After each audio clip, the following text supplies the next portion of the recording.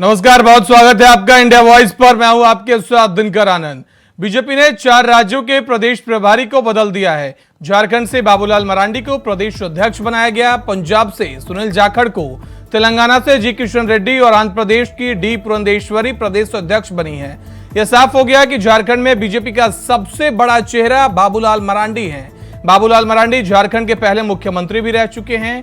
फरवरी 2020 में बाबूलाल मरांडी बीजेपी में शामिल हुए। उन्हें नेता प्रतिपक्ष भी बनाया गया था। लोकसभा चुनाव और विधानसभा चुनाव को देखते हुए उन्हें प्रदेश में पार्टी की कमान दे दी गई है। लोकसभा और विधानसभा चुनाव को देखते हुए बाबूलाल मरांडी को प्रदेश अध्यक्ष बनाने के क्या है सियासी मायने, इसी पर करेंगे चर्चा। उससे पहले रिपोर्ट देखिए।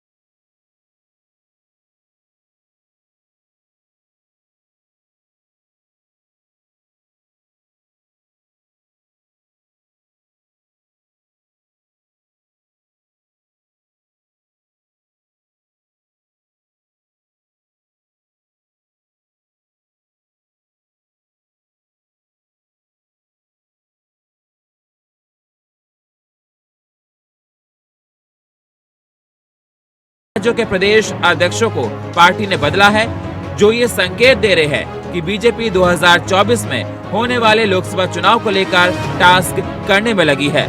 Bureau report, India voice, Raipur.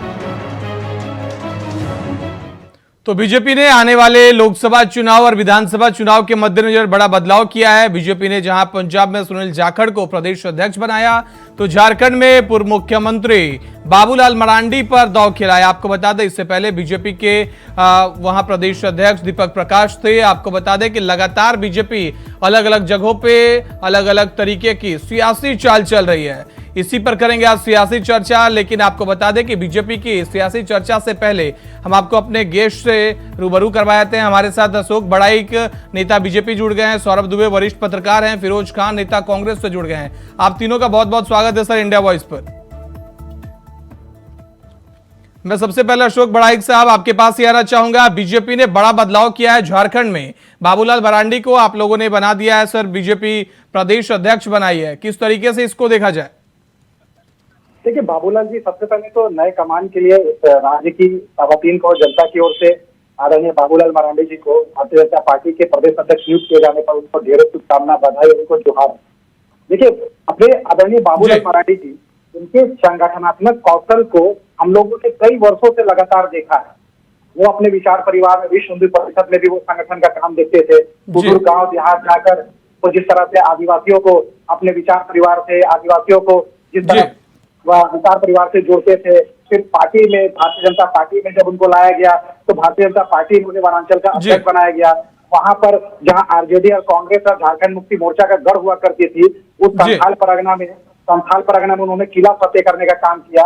और इस राज्य के यानी बिहार और झारखंड संयुक्त जब हुआ शिबू सोरेन जी बहुत बड़े नेता करते थे, उनको उन्होंने हराने का भी काम किया। तो ऐसे कई ऐसे संगठनात्मक कौशल से लेकर उनके एडमिनिस्ट्रेशन, जो उन्होंने वो पूर्व मुख्यमंत्री के रूप में जब काम संभाला था, तो आज भी लोग उस काम को याद रखते हैं कि उनके समय में जो विकास की गंगा बही थी, आज भी लोग के जेहन में वो मौजूद है। तो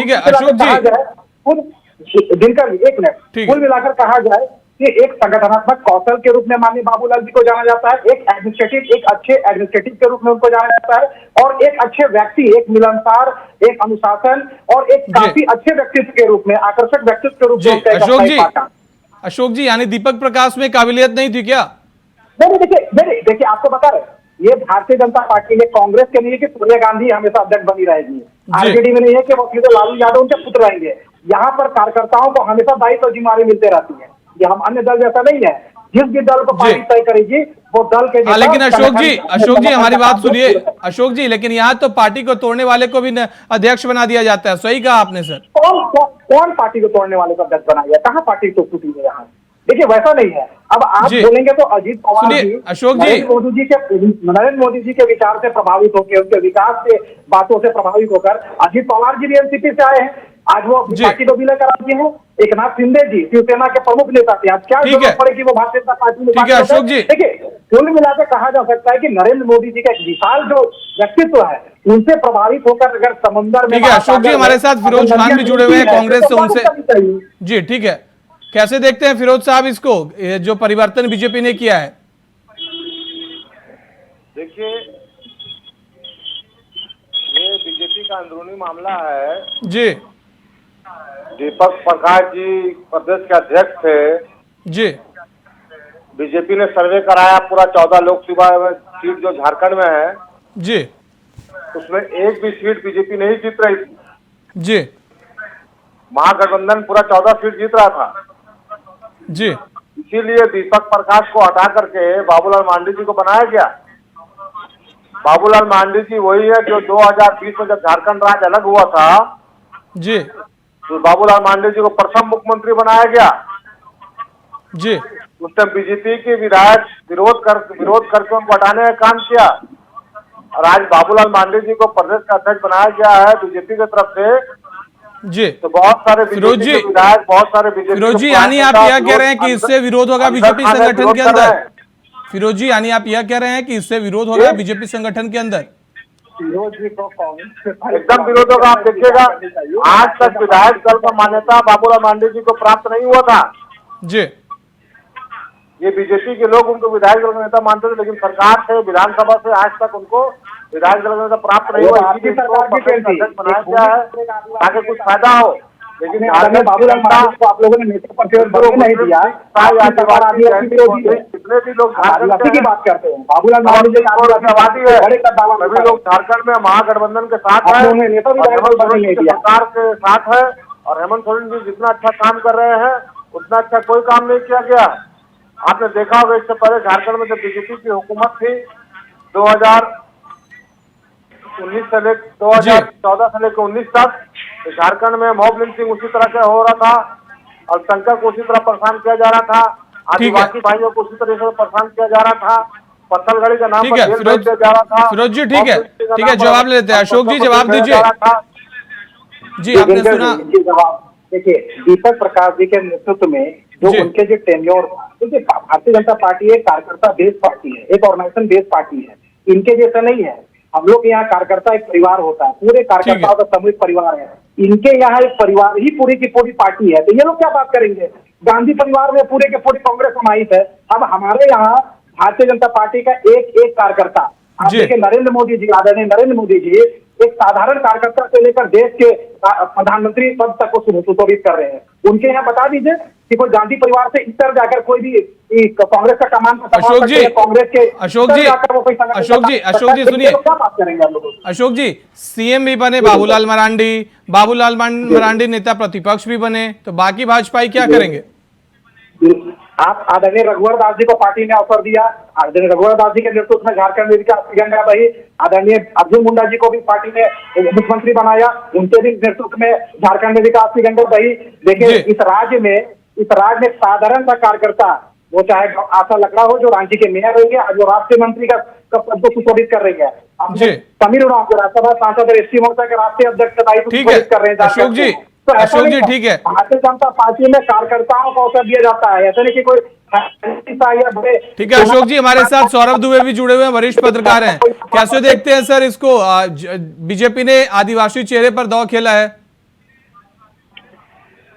देखिए बीजेपी का ये अंदरूनी मामला है या बाहरी मामला है, मैं इस बारे में कुछ नहीं कहूंगा, ये जनता को तय करने दीजिए जी। ये वही बीजेपी है जो ये कहती है कि सभी हमारे परिवार के सदस्य हैं, तो मुझे नहीं लगता कि ये नहीं मानते होंगे कि जनता इनकी परिवार की सदस्य नहीं। हाँ, जनता भी इनकी परिवार की सदस्य ही मान लीजिए, तो जनता तय करे कि बाहरी मामला है या अंदरूनी मामला है। लेकिन जहां तक रही बाबूलाल मरांडी की बात, तो ये अपने पार्टी में बाबूलाल को बनाए या श्यामलाल को बनाए वो ये जाने, लेकिन एक अहम बात ये है कि पार्टी में किसी नए चेहरे को नहीं मौका दिया गया। बाबूलाल मरांडी प्रदेश के मुख्यमंत्री रह चुके हैं और मुख्यमंत्री रहने के बाद वो अपना जितना बेहतर योगदान प्रदेश के प्रति दे सकते थे वो उन्होंने दिया। अब ये अध्यक्ष बन के कौन सा योगदान देंगे ये बात समझते पड़े हैं। मैं कहता हूं अगर अशोक बड़ाइक जी बन जाते तो मुझे कोई आपत्ति नहीं होती और ना ही मैं सवाल उठाता। नया चेहरा है, इन्हें मौका दिया जाना चाहिए, लेकिन आप जातिवाद के आधार पर केवल ये सोचकर कि आपका आदिवासी वोट बैंक बढ़ेगा तो मुझे नहीं लगता ये न्याय होगा। जाति संघर्षवाद कहीं पर भी उचित नहीं होती। हाँ, बीजेपी की ये साइकोलॉजी हो सकती है कि इससे आदिवासी वोट बैंक पर असर पड़ेगा, लेकिन आदिवासी देख चुका है कि आप मुख्यमंत्री के तौर पर उन्हें क्या दे चुके हैं, तो ये बात हजम करने वाली नहीं। ठीक है अशोक जी, अशोक बड़ाइक जी से जवाब ले लेते हैं। सुना आपने कि किस तरीके से सौरभ दुबे ने बताया कि किसी नए चेहरे को जिम्मेदारी नहीं दी गई, आपको बना दिया जाता वो अच्छा होता, बीजेपी ने कहीं ना कहीं बस आदिवासी चेहरा देखकर बना दिया। मैं इनकी बातों पे 100% सहमत हूँ। जैसे इन्होंने कहा कि ये पार्टी इनके पार्टी के कार्यकर्ता एक परिवार है, अपने देश के प्रधानमंत्री और हमारी पार्टी के जो आइडियोलॉजी है वो सांस्कृतिक राष्ट्रवाद की बात करती है और हम वासुदेव कुटुंबकम की बात करते हैं। जब दुनिया को अपने परिवार बनाने की हम बात करते हैं कि देश के जो जनता है वो तो हमारा परिवार है, भारतीय जनता पार्टी का परिवार। हम कहा उनसे हम परहेज कर रहे हैं। अब दूसरी बात पे हम आते हैं। चलिए, उन्होंने मुझ जैसे साधारण कार्यकर्ताओं को ये मुझे इस अवसर का समझा कि मैं भी प्रदेश अध्यक्ष बन सकता हूँ। मैं उनका स्वागत करता हूँ, उनका आभार प्रकट करता हूँ, लेकिन क्या वो अपने फिरोज भाई को ये बात बोल सकते हैं कि क्या फिरोज भाई आप कांग्रेस के राष्ट्रीय अध्यक्ष बन सकते हैं? ये कभी नहीं कर सकते। ये सिर्फ भारतीय जनता पार्टी में ही संभव है कि अशोक बड़ाइक जैसे साधारण सा कार्यकर्ता इस राज्य का प्रदेश अध्यक्ष बन सकता है, इस राज्य का मुख्यमंत्री बन सकता है, मंत्री बन सकता है, राष्ट्रीय अध्यक्ष बन सकता है, प्रधानमंत्री बन सकता है। क्या कांग्रेस के मेरे साथी जो बैठे हुए वो कह सकते हैं कि गांधी परिवार की तरफ जाकर फिरोज भाई भी राष्ट्रीय अध्यक्ष और मुख्यमंत्री और प्रदेश अध्यक्ष बन सकते हैं? ठीक है, जवाब ले लेते हैं। फिरोज खान साहब, आपने सुना किस तरीके से अशोक बड़ाइक कह रहे हैं कि क्या फिरोज खान जी बन सकते हैं? क्या कांग्रेस में कोई गांधी के परिवार के अलावा कोई अध्यक्ष बन सकता है? अशोक बड़ाइक जी को जानकारी कम है। राजेश ठाकुर जी जो प्रदेश के अध्यक्ष हैं, एक साधारण से कार्यकर्ता थे वो कांग्रेस के। उनको ना कोई एमएलए थे, ना कोई एमपी थे, ना मंत्री थे। उनको राहुल गांधी जी ने और हमारे राष्ट्रीय अध्यक्ष सोनिया गांधी जी ने उनको बनाया प्रदेश का अध्यक्ष। वो एमएलए एमपी नहीं थे, विधायक दल के नेता नहीं थे। अरे भारतीय जनता पार्टी ने सभी कार्यकर्ताओं को मन में ठेस पहुंचाया है। और क्या किसी कार्यकर्ता में दम नहीं था? किसी साधारण कार्यकर्ता को नहीं बना सकते थे? अरे बाबूलाल मरांडी को आपको बोलते विधायक दल के नेता ऑलरेडी दूसरा पोस्ट देने में क्या जरूरत था प्रदेश अध्यक्ष का? एक आदमी 3 पोस्ट पर रहेगा, बाकी कार्यकर्ता क्या करेगा? झालमुड़ी बेचेगा? पटना की बैठक में बताइए, जनता को आपके मन में ठेस है लेकिन आप बोल नहीं रहे। आपका चेहरा से लग रहा है कि आप बहुत दुखी है। सुपर राष्ट्रीय अध्यक्ष अभी चेहरा से लग रहा है राहुल गांधी से बहुत मन में ठेस पहुंचा है। बहुत सारे कार्यकर्ता है यहीं पर हमारे रखवार जाते हैं, हमारे घर लेंगे, लेकिन देश की राष्ट्रीय उपाध्यक्ष है, झारखंड के मुख्यमंत्री थे और भी बहुत सारे लोग हैं।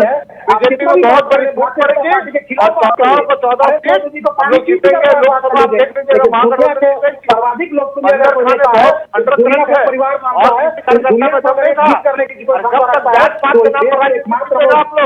आदिवासी के नाम पर, मंदिर के नाम पर, मंदिर के नाम पर, मस्जिद के नाम पर, गिरजा के नाम पर, गुरुद्वारा के नाम पर, जहरा स्थान के नाम पर, कोई ऐसा के नाम पर कब तक आप लीजिएगा भेदभाव का पॉलिटिक्स? अब देश की जनता देख रही है, झारखंड की जनता किस तरह। ठीक है, अशोक बड़ाइक जी, फिरोज खान जी, हम सौरभ दुबे के पास एक बार फिर से जा रहे हैं। सौरभ दुबे साहब, लेकिन आखिर ये जो परिवर्तन बीजेपी ने किया है इसका कितना फायदा आगामी लोकसभा चुनाव और विधानसभा चुनाव में बीजेपी को देखने को मिलेगा? क्योंकि पूर्व मुख्यमंत्री रहे हैं, आदिवासी चेहरे हैं, पूर्व में पार्टी के संयोजक रहे हैं, किस तरीके से देखते हैं सर? बीजेपी तो ये उम्मीद कर रही है कि उसने 2024 की लड़ाई जीत ली है जी, और तभी वो इस तरह के भाषणबाजी कर रही है। बीजेपी की तरफ से ऐसी भाषणबाजी की जा रही है कि हम तो अगले चुनावों की तैयारी कर रहे हैं, 24 तो हमारे तरफ से कोई मतलब ही नहीं, 24 की तैयारी नहीं है, बीजेपी का ये कहना है। तो बीजेपी को लगता है ये लड़ाई जीत ली, लेकिन ये लड़ाई जीती नहीं है।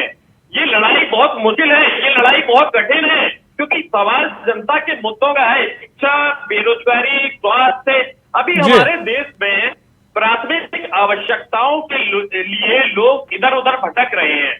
अभी कुछ देर पहले मैंने देखा, उन्हें पहले मैं एक जगह पर था, वहां पर मैं देख रहा था कि कुछ स्कूली बच्चे भटक रहे हैं। आरटीई के तहत उन्हें अधिकार नहीं मिला शिक्षा का। शिक्षा के अधिकार के लिए जिस देश में लोग अभी भटक रहे हैं, यानी कि स्थिति को बेहतर नहीं कर पाए। दूसरी बात अनुभव की, आप ये अगर मानकर चल रहे हैं कि मरांडी जी के पास में अच्छा अनुभव है, तो आप उनके अनुभव का उपयोग और कहीं और कर सकते थे। आपके पास मार्गदर्शक मंडल भी है। मुझे समझ में नहीं आता कि मार्गदर्शक मंडल करता क्या है। अभी तक मार्गदर्शक मंडल ने कौन से निर्णय लिए, कौन सी दिशा दी, ये बात बीजेपी को स्पष्ट करना चाहिए। मार्गदर्शक मंडल है तो उसमें बाबूलाल मरांडी जैसे अनुभवी लोगों को लेकर जाना चाहिए और निर्णय लिए जाए, फैसले लिए जाए। ठीक है सौरभ जी, जवाब ले लेते हैं। अशोक बड़ाइक साहब, मार्गदर्शक मंडल क्या करता है सर, आपका अभी तक पता नहीं चला। सौरभ दुबे जी कह रहे हैं कि आप बाबूलाल मरांडी को वहां रख सकते थे। नहीं, देखिए इनकी बातों को मैं स्पष्ट कर देता हूँ, सौरभ जी की बातों को। देखिए अपने आदरणीय बाबूलाल मरांडी जी, मैं तो आपको पूर्व में भी कहा कि उनके पास संगठनात्मक कौशल भी है, एक अच्छे एडमिनिस्ट्रेटिव भी है और एक अच्छे एक ट्राइबल नेता के रूप में भी इस राज्य में जाने जाते हैं। तो उनके पास संगठनात्मक भी अनुभव है, प्रशासनिक भी अनुभव है और एक उनका अलग एक अपना व्यक्तित्व भी है, जिसके कारण वो कार्यकर्ताओं को भी प्रभावित करते हैं, आम जनों को भी प्रभावित करते हैं और संगठन के कामों को उन्होंने गांव-गांव में एक प्रचारक की भूमिका में रहते हुए गांव-गांव की दशा और दिशा को देखने का काम किया है। और आज आप देखेंगे कि जिस तरह से जेएमएम के किला को, जो संथाल परगना जेएमएम का बपौती राज बोला जाता है, उसमें उन्होंने आदरणीय शिबू सोरेन जी को भी हराया, आदरणीय रूपी सोरेन जी को भी हराया। उस पूरे सोरेन परिवार को अगर एकमात्र कोई व्यक्ति अगर ध्वस्त कर सकता है उसके जेएमएम के किला को, वो आदरणीय बाबूलाल मरांडी जी है। और सबको पता है कि बाबूलाल मरांडी जी के प्रदेश अध्यक्ष बनने से अभी कितने जेएमएम के अंदर खलबली मची हुई है। आपको बता दें दिनकर जी, जेएमएम के अंदर खलबली मची हुई है। आप देखिएगा कि आने वाले दिनों में जेएमएम जिस तरह से जेएमएम की कथनी और करनी में जो 4 साल बीत किया है, जो राज्य के आदिवासी जो युवा है, जो किसान, महिला, जो वर्ग है, अलग अलग वर्ग है, जिस राज्य से सरकार से खफा है, इनके विधायकों में भी भगदड़ मचने वाली है। और बाबूलाल जी को आज भी लोग अपने एक अभिभावक। अशोक बड़ाइक जी, आपने कहा विधायकों में भी भगदड़ मचने वाली है, वो सबरूप करेंगे। बड़ाइक जी, आपने कहा कि विधायकों में भी भगदड़ मचने वाली है, क्या यहाँ भी कोई खेला क्या प्रायोजित है क्या? खेला का बात नहीं है। बाबूलाल मरांडी जी के ऐसे व्यक्तित्व है, इस राज्य के मिट्टी पुत्र है वो, और उनको पता है इस राज्य का भला अगर कोई कर सकता है वो बाबूलाल मरांडी जी कर सकते हैं। और हेमंत सोरेन जी की सरकार में जेएमएम के विधायक जो लगातार मुखर होकर, आप देखिए लोबिन हेम्ब्रम जी को देखिए, आप सीता सोरेन जी को देखिए, आप कई ऐसे वरिष्ठ विधायक है जो इन्होंने पर्दे के पीछे रखने का काम किया, उनका अनुभव का लाभ लेते।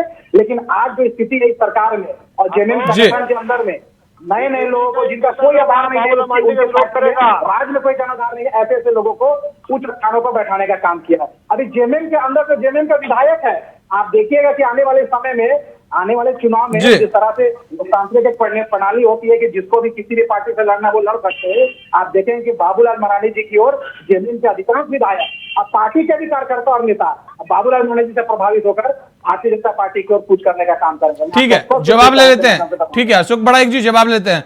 फिरोज खान जी, आपने सुना, वह कह रहे हैं कि बाबूलाल मरांडी से प्रभावित होकर जेएमएम के और बाकी सहयोगी दलों के नेता कूच कर सकते हैं बीजेपी की तरफ। कितनी सच्चाई है बातों में, क्या लगता है आपको? देखिए अशोक बड़ाइक जी जो है उनका गलती नहीं है जी। ये लोग झूठ बोलने में पीएचडी हासिल किए हुए, वकालत हासिल किए हुए, डॉक्टरेट हासिल किए हुए हैं। ये इनकी पार्टी हमारे दो की पार्टी है, अडानी अंबानी, मोदी जी, अमित शाह जी, और पांचवा कोई नहीं है। ये तो बाबूलाल मरांडी जी को अभी जो बनाया गया है ये कांटों भरा ताज है।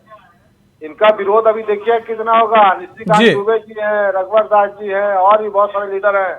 सब लोग ये लोग पैर पकड़ टानेंगे। आप जब 2020 में मुख्यमंत्री बाबूलाल जी बने थे, उस वक्त इन्हीं के विधायक, इन्हीं के मंत्री, इन्हीं के एमएलए लोगों ने बाबूलाल मरांडी को गद्दे से उतारा था जी। और आज 14 लोकसभा का चुनाव होने जा रहा है। झारखंड में 14 लोकसभा है। भारतीय जनता पार्टी के शीर्ष नेतृत्व ने सर्वे कराया, उसमें देखा कि एक सीट भी नहीं जीत रहे हैं। इसीलिए बाबूलाल मांडी को बैठाया गया, दीपक प्रकाश जी को हटाया गया। अब दीपक प्रकाश जी के जितने लोग हो, क्या बाबूलाल जी का विरोध नहीं करेंगे? जी बाबूलाल मांडी तो ऑलरेडी एक पद पर बैठे हुए थे, विधायक दल के नेता थे, बीजेपी ने बनाया था उनको, तो उनको भी प्रदेश अध्यक्ष बनाने की क्या जरूरत था? ठीक है, जवाब ले लेते हैं फिरोज खान जी।